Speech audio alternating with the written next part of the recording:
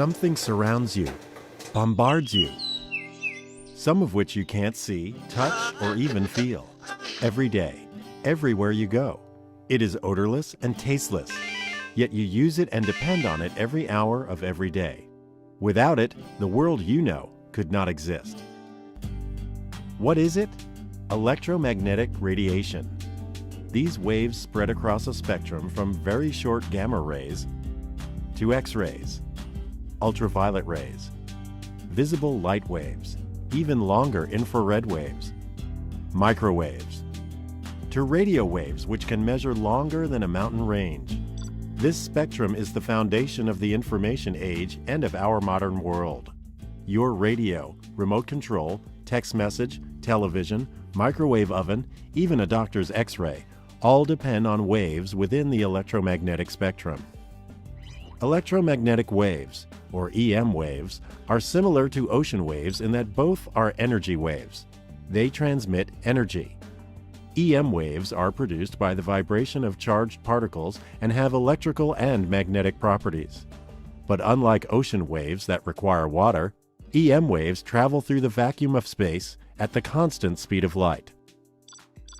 EM waves have crests and troughs like ocean waves. The distance between crests is the wavelength. While some EM wavelengths are very long and are measured in meters, many are tiny and are measured in billionths of a meter, nanometers. The number of these crests that pass a given point within 1 second is described as the frequency of the wave. One wave, or cycle, per second is called a hertz.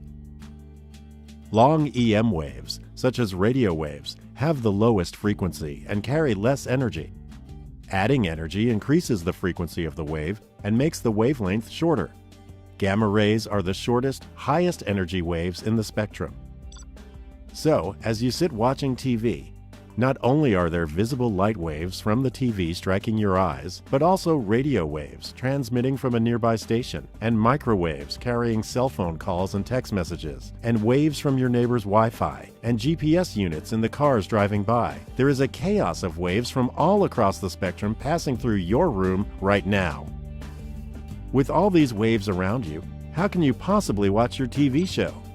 Similar to tuning a radio to a specific radio station, our eyes are tuned to a specific region of the EM spectrum and can detect energy with wavelengths from 400 to 700 nanometers, the visible light region of the spectrum.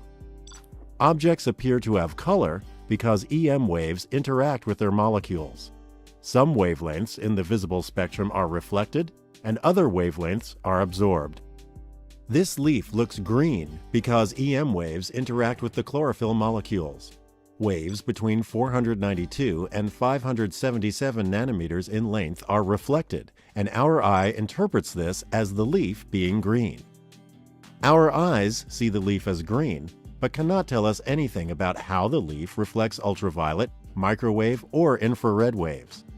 To learn more about the world around us, scientists and engineers have devised ways to enable us to see beyond that sliver of the EM spectrum called visible light. Data from multiple wavelengths help scientists study all kinds of amazing phenomena on Earth, from seasonal change to specific habitats. Everything around us emits, reflects, and absorbs EM radiation differently based on its composition. A graph showing these interactions across a region of the EM spectrum is called a spectral signature. Characteristic patterns, like fingerprints within the spectra, allow astronomers to identify an object's chemical composition and to determine such physical properties as temperature and density. NASA's Spitzer Space Telescope observed the presence of water and organic molecules in a galaxy 3.2 billion light-years away. Viewing our Sun in multiple wavelengths with the SOHO satellite allows scientists to study and understand sunspots that are associated with solar flares and eruptions harmful to satellites, astronauts, and communications here on Earth. We are constantly learning more about our world and universe by taking advantage of the unique information contained in the different waves across the EM spectrum.